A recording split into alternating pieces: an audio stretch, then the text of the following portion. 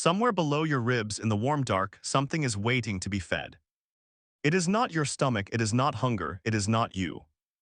It is a forest, a living, breathing wilderness of nearly 40 trillion creatures that moved into your body long before you could speak. And right now, as your eyes slide across this line, that forest is quietly hoping you will hand it something it recognizes. Most days you don't. Think about the last thing you ate. Was it soft? Was it sweet? Did it dissolve in your mouth almost before you finished chewing? If so, then you fed yourself, but the forest got nothing. And for most of your life, nothing is exactly what it has been getting. You were told your gut is a tube. Food goes in, waste comes out, and somewhere in the middle your body takes what it needs. Simple, mechanical, yours. But that story is missing almost everyone who lives there. Inside your intestines, coating every fold and valley, is an ecosystem so dense and so old that scientists have stopped calling it a smear of germs and started calling it an organ. Bacteria, fungi, viruses, tiny ancient microbes older than the oxygen you breathe. Together they carry around 20 million genes. Your own body carries about 20,000, which means that gene for gene you are barely 1% of the instructions running inside you. So who is writing the rest? To meet this forest, you have to leave your chair, you have to leave this century. Zoom out. Past your kitchen, past your city, past the invention of bread and farms and fire, back across 2 million years of humans walking and digging and chewing things you would not recognize as food. Now zoom back in, but not on a person, on a single mouthful. A fistful of fibrous root, torn from the ground, bitter and stringy and half inedible. This is the meal the forest was built for. For nearly all of human history, every bite came wrapped in fiber. Roots, bark, wild fruit skins, tubers so tough your ancestors' jaws ached for hours.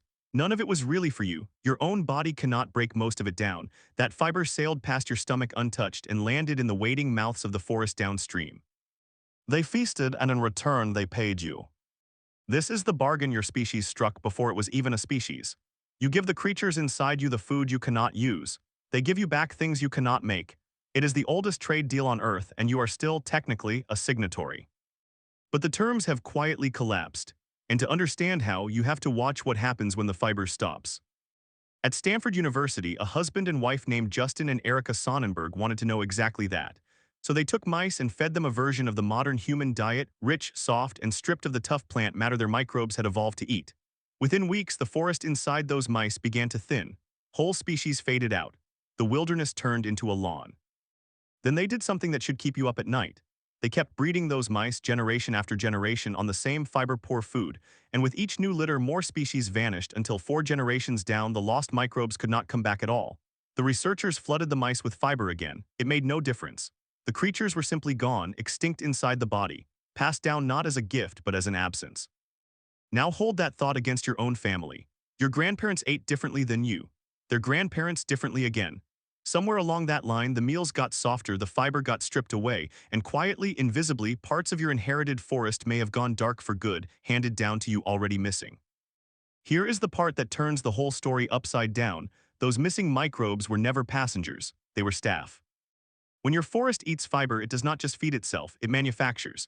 It ferments that tough plant matter into short-chain fatty acids, small and powerful molecules with names like butyrate. And butyrate is the favorite fuel of the cells lining your colon. Read that again. The cells of your own gut wall are fed not by you, but by what your bacteria cook for them. Starve the forest, and you starve the wall that holds you together. Butyrate does more than feed a wall. It calms inflammation. It helps seal the gut lining so that what belongs inside your intestines stays inside. It sends chemical signals up toward your brain, nudging your mood, your appetite, even how deeply you sleep tonight. A silent kitchen running around the clock, staffed by creatures you have never once thanked and will never see. And most people alive today have quietly laid off nearly the entire crew. So what does a full forest actually look like? To find out, scientists went searching for the last people on Earth still eating the old way. In the dry savanna of northern Tanzania live the Hadza, one of the last hunter-gatherer peoples, who still dig wild tubers, climb for honey, and gather berries much as humans have for hundreds of thousands of years. When researchers like Jeff Leach and Stephanie Schnorr sequenced the Hadza gut, they found a forest so lush it stunned them. It brimmed with species that have simply gone missing from the guts of people in London, New York, and Tokyo. Entire branches of life that most of us have lost were still thriving, right where they had always been. Then a scientist named Tim Spector at King's College London did something braver than a survey. He sent his own son to live with the Hadza and eat nothing but their food for 3 days. Porcupine, baobab, wild tubers, berries so fibrous they were almost wood. 3 days, when they measured his gut afterward, his microbial diversity had leapt by around 20%. 3 days of the ancient diet and dormant corners of the forest woke up and started growing. But when he returned home to ordinary food, the visitors packed up and left again. That is the so what. That is the moment this stops being a story about mice and faraway tribes and becomes a story about you, because the forest is not a metaphor. It is a real physical inheritance, as much a part of your body as your hands, and unlike your hands, you can grow it or lose it depending on what you decide to swallow this afternoon. Every time you eat something soft, processed, and instantly gone, you are not just having a quick meal. You are quietly closing a kitchen that has run inside your family line for 2 million years. And every time you eat something tough and fibrous and alive, an onion, a bean, an unpeeled apple, a fistful of oats, a leaf that fights back, you are unlocking those doors again and calling the staff back to work. Which raises an unsettling question. If these creatures shape your mood and your appetite, then whose cravings are you actually feeling? When 40 trillion tenants want to be fed, they have ways of asking. They release molecules that drift toward the nerves of your gut and the circuits of your brain, subtly tilting what you reach for next. Some scientists now suspect that part of what you experience as hunger is really the forest, lobbying for its next delivery. And here is the twist inside the twist. A rich forest lobbies for roots and greens and fiber, the things that keep it alive. A thin, starved forest learns to beg for sugar because sugar is what is left. So the more you starve it, the louder it screams for exactly the thing that starves it more. The cravings you thought were a personal weakness may be the voice of an ecosystem you accidentally trained to want the wrong things. Now widen out one final time. Zoom all the way back. Every single person you descend from carried this forest. Every grandmother, every distant ancestor crouched by a fire, every early human who ever cracked a bone or dug a root out of hard ground, each of them tended a wilderness in the dark of their own gut and passed a living piece of it forward. It traveled through the body of your mother and was pressed into you in your very first moments of life. You did not only inherit her eyes, you inherited her wilderness.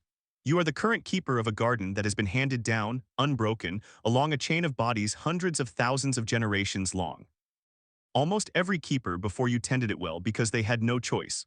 The land fed the forest whether they liked the taste or not. You may be the very first generation with the power to let that garden quietly die. And at the exact same moment in history, the first with the knowledge to bring it roaring back to life. That is not a burden, that is one of the strangest gifts a human being has ever been handed. For 2 million years, no one could choose, you can. So tonight, when you sit down to eat, remember what is waiting below your ribs in the warm dark. It has been with you every single day of your life. It fed the cells that hold you together. It tuned the mood you woke up in this morning.